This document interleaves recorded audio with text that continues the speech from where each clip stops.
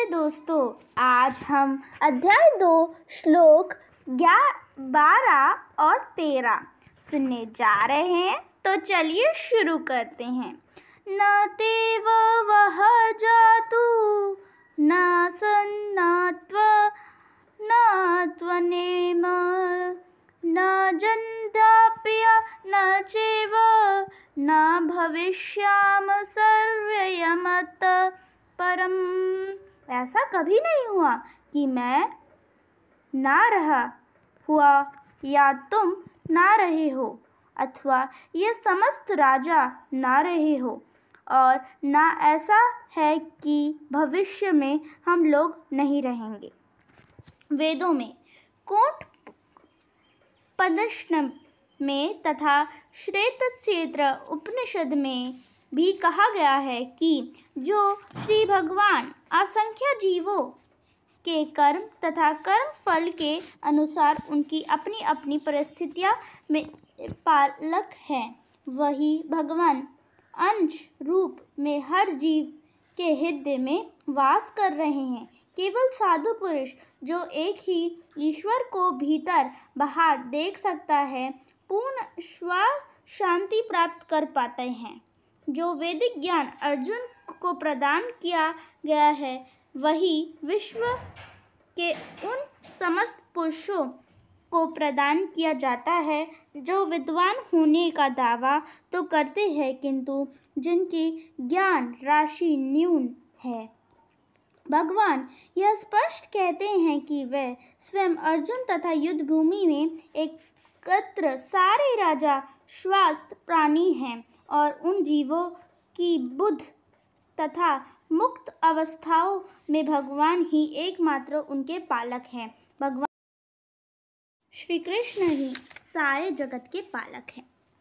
चलिए सुनते हैं दूसरा श्लोक। देहिनोऽस्मन् यथाये देह कमुरायौवन जरा तथा देहन्ता प्रत्यदृष्ट्र न मोहित। जिस प्रकार शरीरधारी आत्मा इस शरीर में बाल्य अवस्था से तरुणा अवस्था में और फिर वृद्ध अवस्था में निरंतर अग्रसर होता रहता है, उसी प्रकार मृत्यु होने पर आत्मा दूसरे शरीर में चला जाता है। धीरे व्यक्ति ऐसे परिवर्तन में मोह को प्राप्त नहीं होता।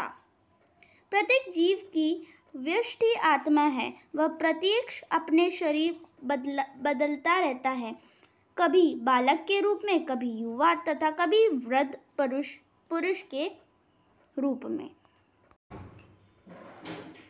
वह वृद्धि आत्मा मृत्यु होने पर अंततः एक शरीर बदल कर दूसरे शरीर में देहांतकरण कर जाता है, और चूंकि अलग जन्म में उनको इसको शरीर मिलना अवश्य भावी है, चाहे वह शरीर आध्यात्मिक हो या भौतिक। अतः अर्जुन के लिए ना तो भीष्म ना ही द्रोण के लिए शोक करने का कोई कारण था, अपितु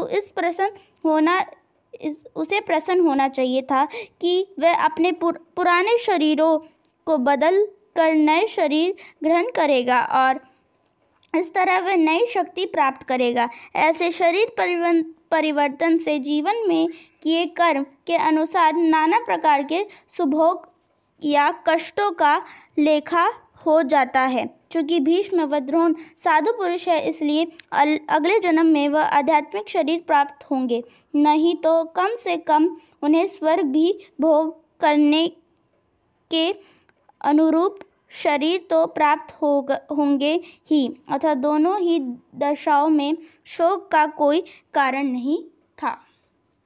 अगर आपको हमारी वीडियो अच्छी लगती है तो वीडियो को लाइक, शेयर, सब्सक्राइब करना ना भूलिएगा। तब तक के लिए राधे राधे।